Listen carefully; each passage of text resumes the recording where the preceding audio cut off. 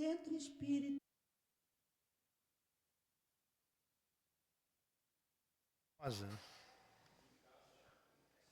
Fala aí, vai com Deus. CEAP, Centro Espírita Altivo Panfiro. Uma casa de amor. Bom dia aos nossos ouvintes. Que Jesus abençoe a nossa manhã de estudos. Nós vamos dar continuidade ao nosso estudo, o problema do ser. Meia hora, tá? Vamos ler o Evangelho segundo o Espiritismo, capítulo 8. Bem-aventurados que têm puro coração. Deixai vir a mim os pequeninos. Bem-aventurados o que tem o coração puro, porque eles verão a Deus. Então, apresentaram-lhe algumas crianças para que ela as tocasse, para que ele as tocasse. E como seus discípulos repelissem com palavras rudes aqueles que se apresentavam, Jesus ficou muito desgostoso. Ele lhes disse: deixai vir a mim os pequeninos, não os embaraceis, porque o reino dos céus é para aqueles que se assemelham a eles. Em verdade vos digo, todo aquele que não receber o reino de Deus como uma criança, não entrará nele. E abraçando-as e impondo-lhes as mãos, as abençoava. Marcos capítulo 10, 13 a 16. Mestre Jesus, aqui nos reunimos em Teu nome para estudarmos a doutrina espírita. Abençoe este momento, envolva nossa casa, envolva cada um de nós que aqui nos reunimos. Permita, Jesus, que o nosso mestre Leon Denis, nos inspire de onde ele estiver, pois a obra é sua. Em nome dele, em nome de Allan Kardec, do nosso querido irmão Altivo Panfiro, diretor da nossa Casa de Amor, com a equipe que dirige esta casa, em nome do amor, do nosso amor, Lourdinha, do teu amor, Jesus, mas acima de tudo, em nome do amor de Deus, nosso Pai, iniciamos os estudos desta manhã. Que assim seja, graças a Deus.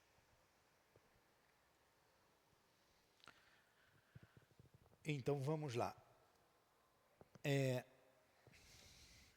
Dando continuidade ao estudo do problema do ser e do destino, terceira parte, capítulo 2, o livre-arbítrio.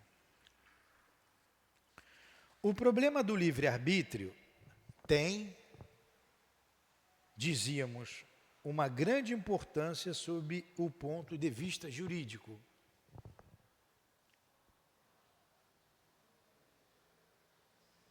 Mesmo levando em consideração o direito de repressão e de preservação social, é muito difícil precisar, em todos os casos que dependem dos tribunais, a extensão das responsabilidades individuais. Só seria possível fazê-lo estabelecendo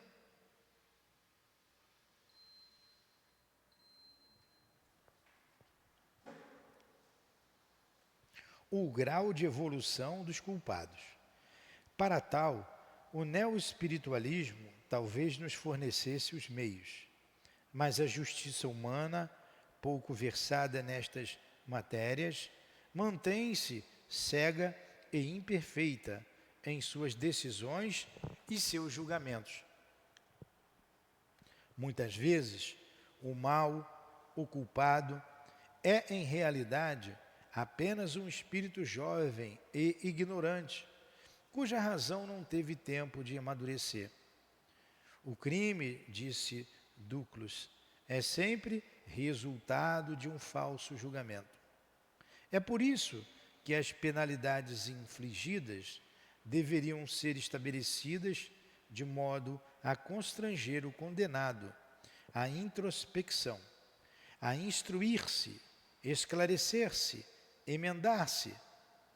A sociedade deve corrigir sem paixão e sem ódio, senão ela própria se torna culpado. Então você vide aí a pena de morte. Por que você é contra? Nós somos contra a pena de morte.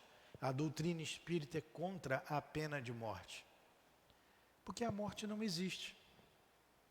Você vai matar o corpo, mas o espírito progride. E às vezes você vai fazer dele um espírito revoltado que, oculto aos olhos humanos, procurará fazer a sua justiça. E a lei permite porque a própria sociedade o excluiu dessa forma. Hoje, dia da consciência negra, feriado. Quanto mal fizemos aos escravos trazidos aqui para o Brasil.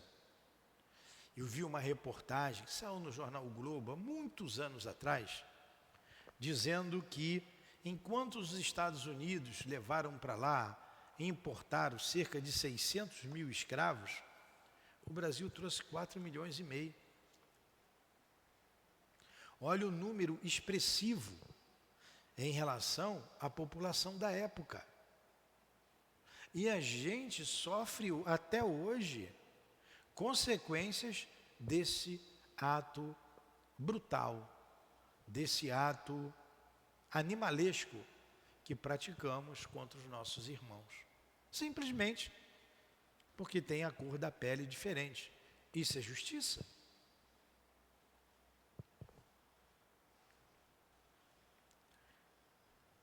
Nós o demonstramos, as almas são equivalentes em seu ponto de partida.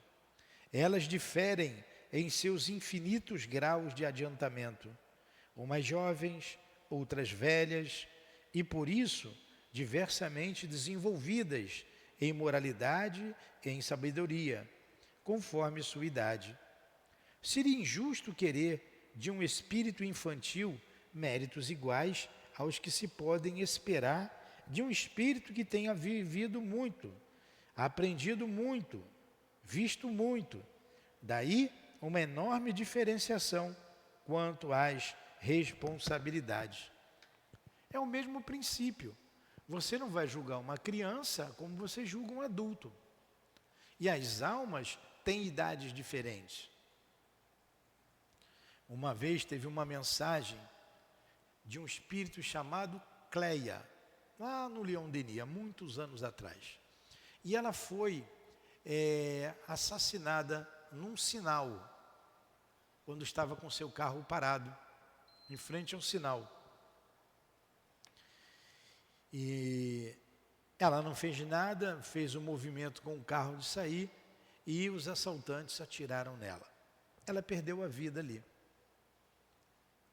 Ela foi acolhida por um espírito, foi levada para o hospital, foi levada para o centro, enfim. E ela reconheceu naqueles espíritos que cometeram aquele crime contra ela, os mesmos que, quando ela tinha vindo para o Brasil, de Portugal, ela disse assim, o bacamarte era a arma que usávamos contra todos aqueles que se opunham à nossa presença. E eles eram silvícolas, eram índios, que ela matou. E aqueles não haviam perdoado.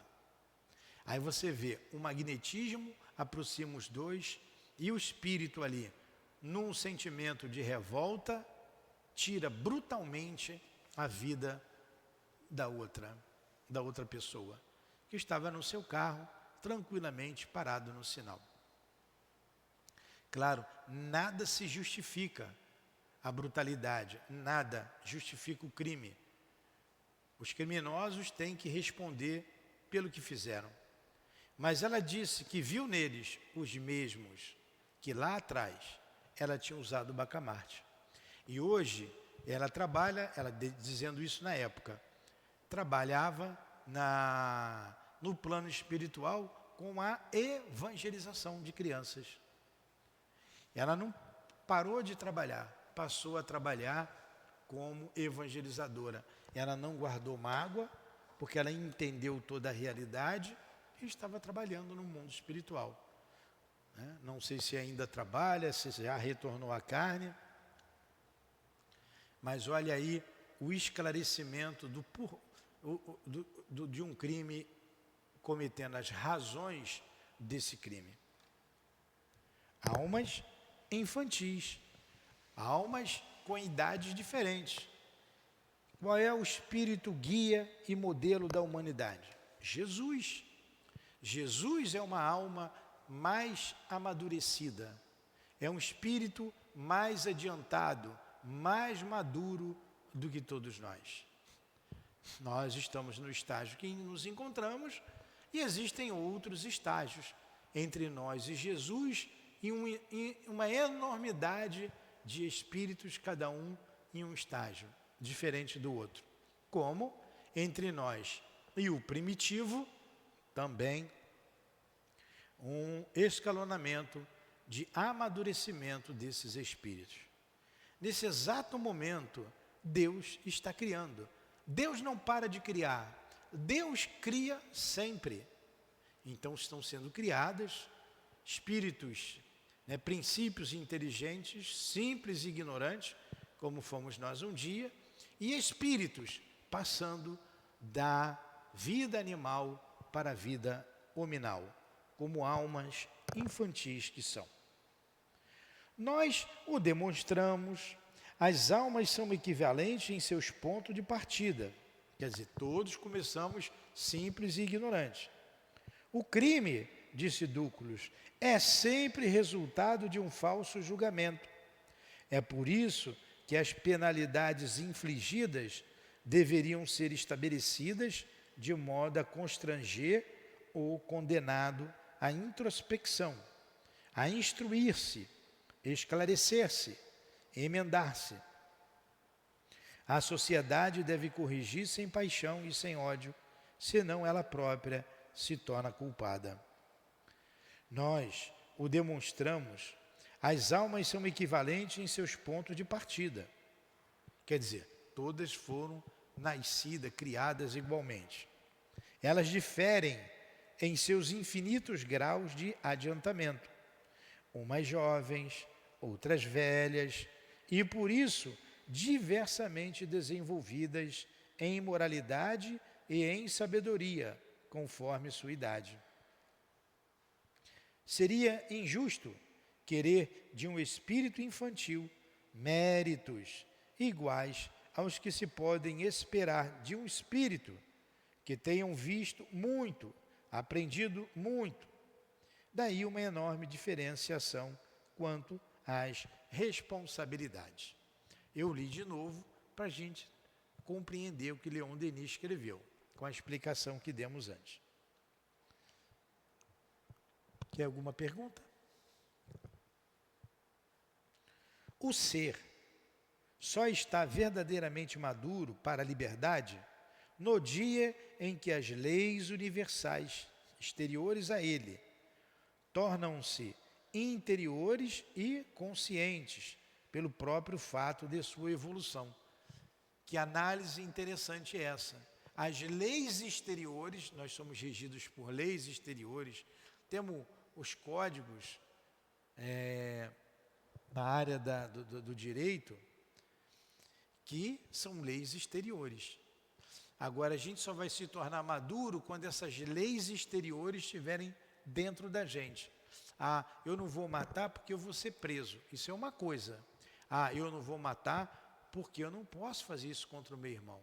Ele é uma alma ainda mais infantil. Eu tenho que ter paciência. Duas situações diferentes. Entendeu? Não vou fazer isso porque senão serei punido. É um caso. Não farei isso porque eu já entendo porque eu não posso fazer. Porque eu vejo no outro um irmão meu.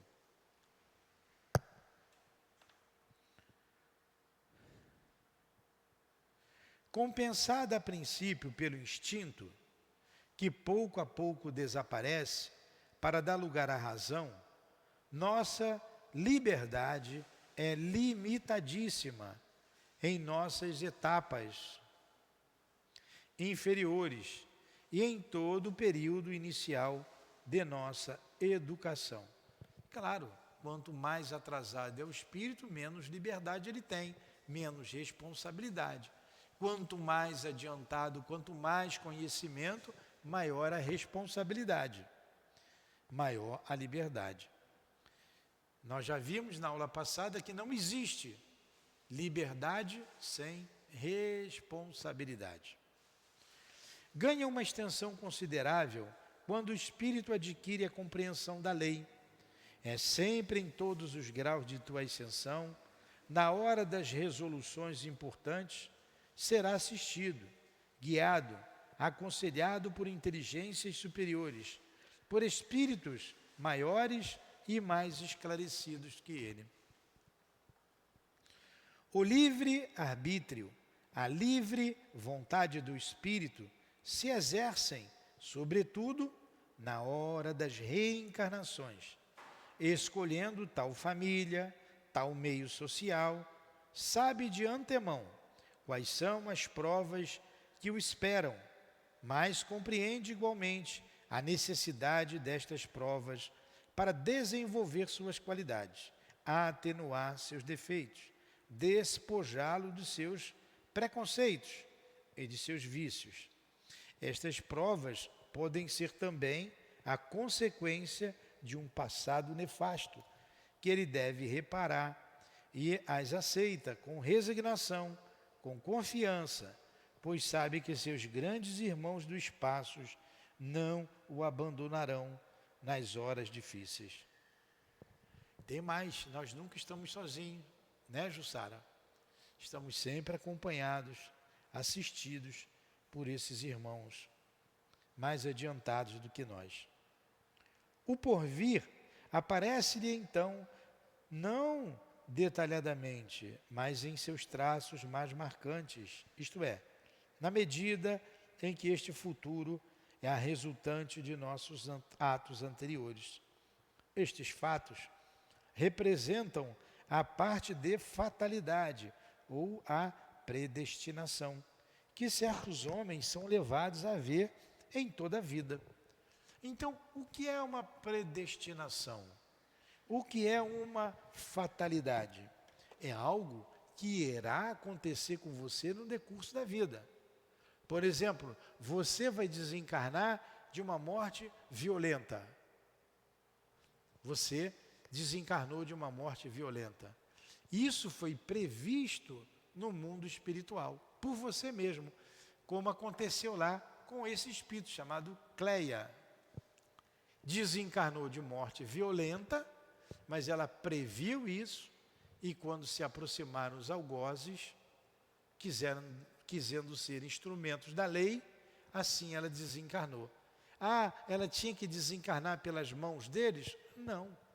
Ela teria uma morte violenta, podia ser a queda de um avião, podia ser qualquer outra coisa, sem que ninguém fosse um instrumento do mal.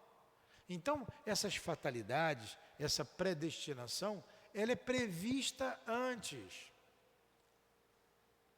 Porém, ela sempre pode ser, pela misericórdia de Deus, aliviada, diminuída, atenuada, essa é a palavra correta. Aquele que via para perder um braço, perdeu o dedo mindinho, como conta o nosso irmão André Luiz, pelo trabalho que ele realizava aqui na Terra. Então, na verdade, fatal é só o momento da morte. O momento que você chega à vida e o momento que você sai dela.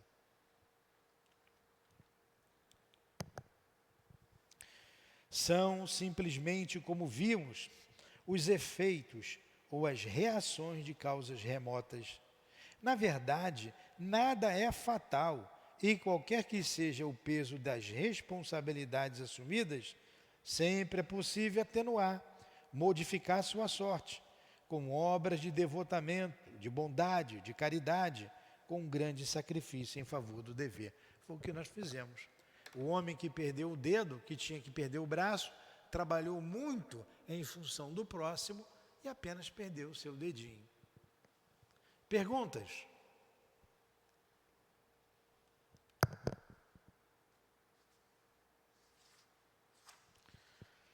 O problema do livre-arbítrio tem, dizíamos, uma grande importância sobre o ponto de vista jurídico. Isso aqui nós já lemos. Vimos que as almas são infantis. O ser só está verdadeiramente maduro para a liberdade no dia em que as leis universais exteriores a ele tornam-se interiores e conscientes pelo próprio fato de sua evolução. Vocês me perdoem, eu li a página errada, a página anterior, mas foi bom porque tudo se encaixou, né? Tudo se encaixou.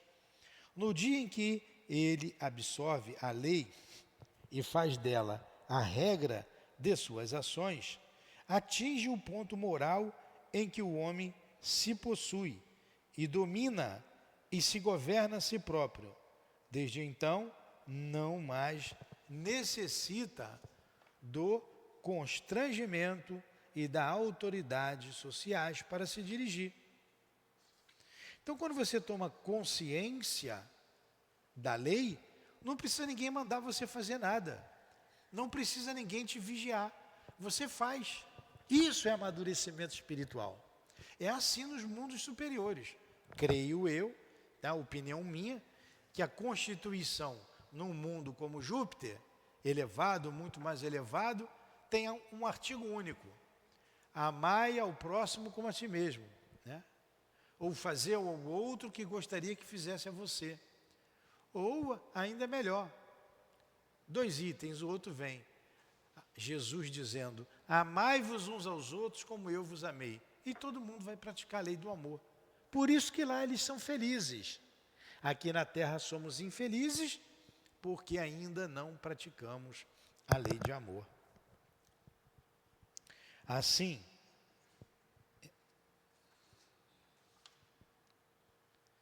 é para a coletividade como para o indivíduo.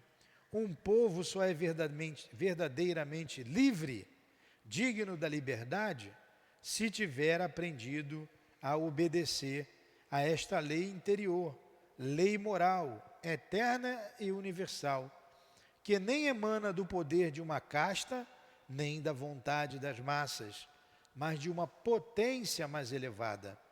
Sem a disciplina moral que cada um deve impor-se, as liberdades públicas são apenas uma ilusão. Tem-se a aparência, não se tem os hábitos de um povo livre.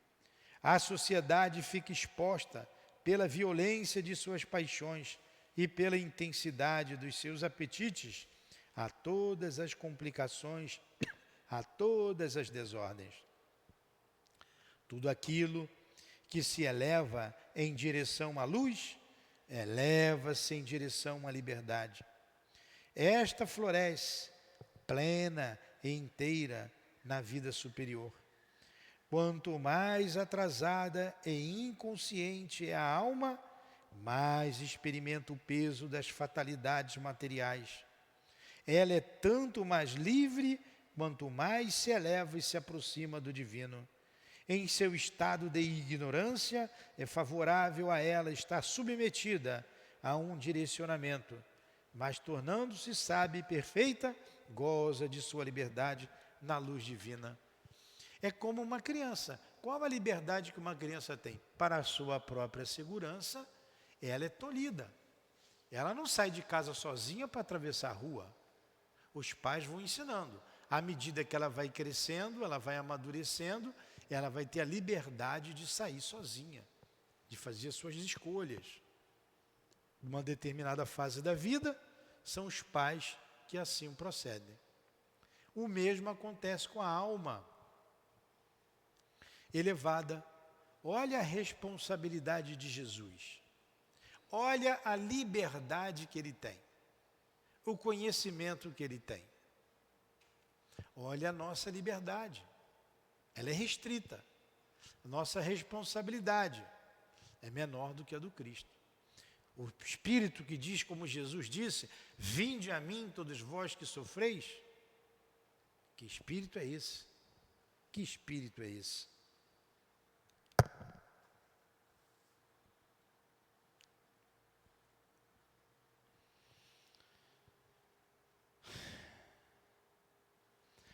Tudo aquilo que se eleva em direção à luz, eleva-se em direção à liberdade.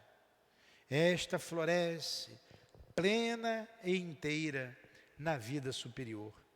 Quanto mais atrasada e inconsciente é a alma, mais experimenta o peso das fatalidades materiais. Ela é tanto mais livre, quanto mais se eleva e se aproxima do divino. Em seu estado de ignorância, é favorável a ela estar submetida a um direcionamento. Mas tornando sábia e perfeita, goza de sua liberdade na luz divina. É o caso de Jesus, Jussara. Em tese geral, todo homem que tem atingido o estado de razão é livre e responsável na medida de seu adiantamento. Exclua, em tese geral, todo homem que tem atingido o estado de razão é livre e responsável, que é o nosso caso. Nós já atingimos o estado de razão, na medida do nosso adiantamento, né? Colocou do seu adiantamento.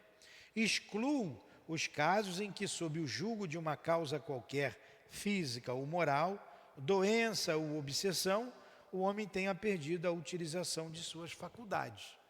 Você vê ali alguém com uma síndrome de Down, por exemplo. Não se pode ignorar que o físico exerce, às vezes, uma grande influência sobre o moral. Entretanto, na luta que se estabelece entre eles, as almas fortes sempre triunfam. Sócrates dizia que havia sentido dormitando em si os instintos mais perversos e que ele os domara. Havia naquele filósofo duas correntes de forças contrárias, uma orientada para o mal, outra para o bem. E era esta última que o conduzia. Há ainda causas secretas que com frequência atuam sobre nós.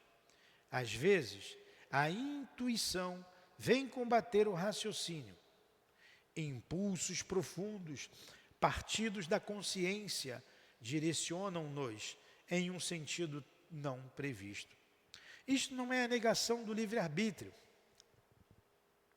É a ação da alma em sua plenitude, intervindo no curso de seus destinos. Ou então, a influência de nossos guias invisíveis que se exerce. Ou ainda, a intervenção de uma inteligência que, vendo de mais longe e de mais alto, procura afastar-nos das contingências inferiores e nos direcionar para as altitudes. Mas em todos esses casos, é apenas nossa vontade quem rejeita ou aceita e, em última instância, decide.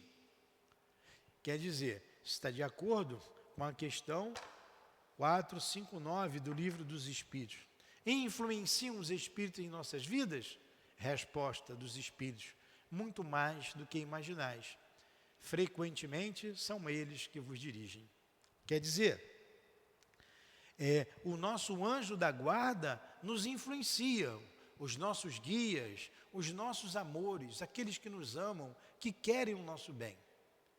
Assim como aqueles que querem a nossa perdição, também nos influenciam. E o meu livre-arbítrio está onde? Na escolha em que eu faço para ser inspirado por A ou por B. Aí está o meu livre-arbítrio.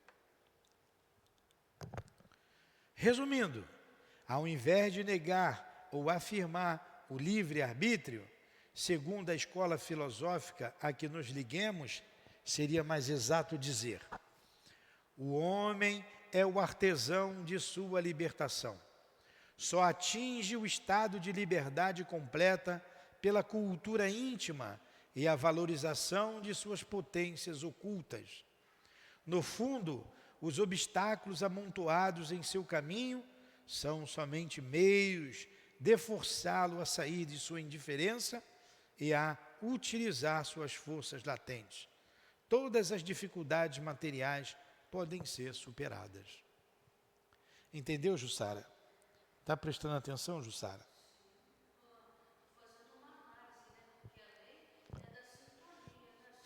É, da sintonia.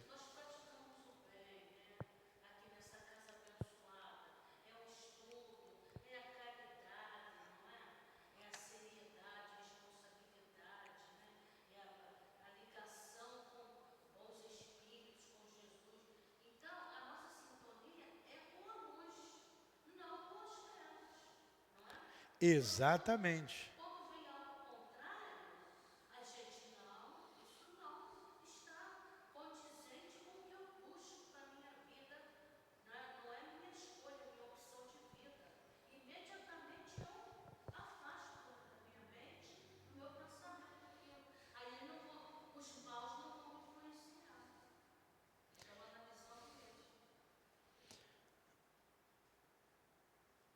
Exatamente.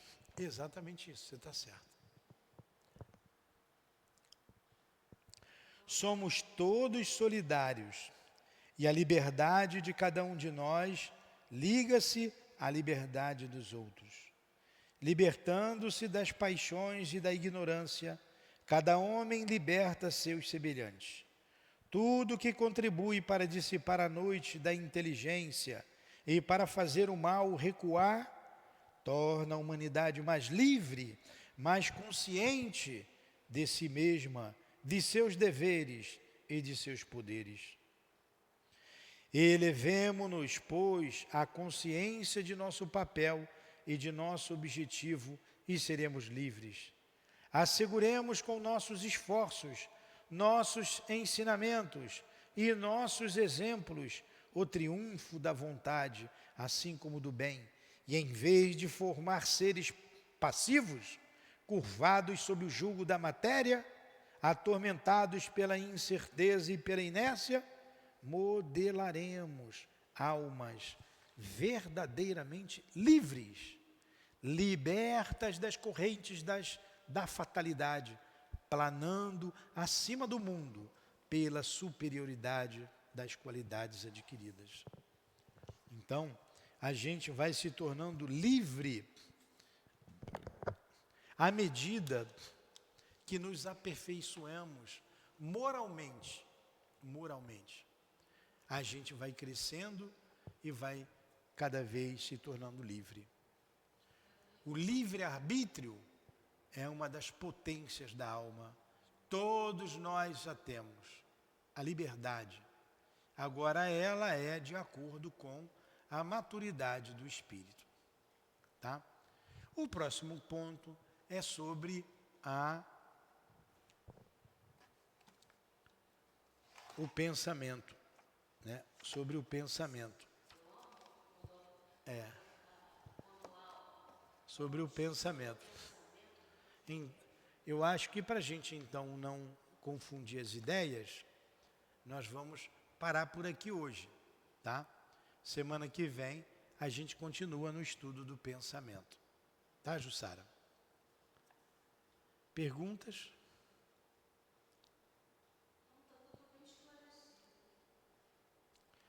Muito obrigado ao mestre Leon Denis, ao mestre Kardec, ao altivo, aos guias da nossa casa de amor, que nos sustentaram nestes momentos de enlevo que o estudo propicia a cada um de nós. Abençoe a todos que aqui estamos, Senhor, encarnados e desencarnados. Abençoe a nossa casa. Nos ajude a exercer o nosso livre arbítrio com responsabilidade, sempre de acordo com a lei maior, a lei de Deus, que no Sinai Moisés trouxe a todos nós.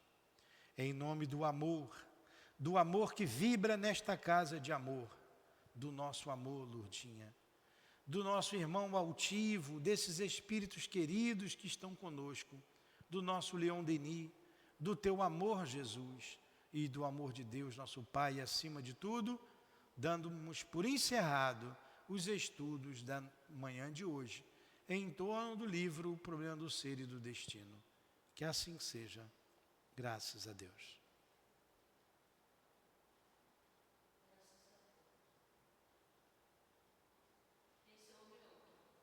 SEAP, Centro Espírita Altivo Panfiro. Uma casa de amor. Muito bem. Deu.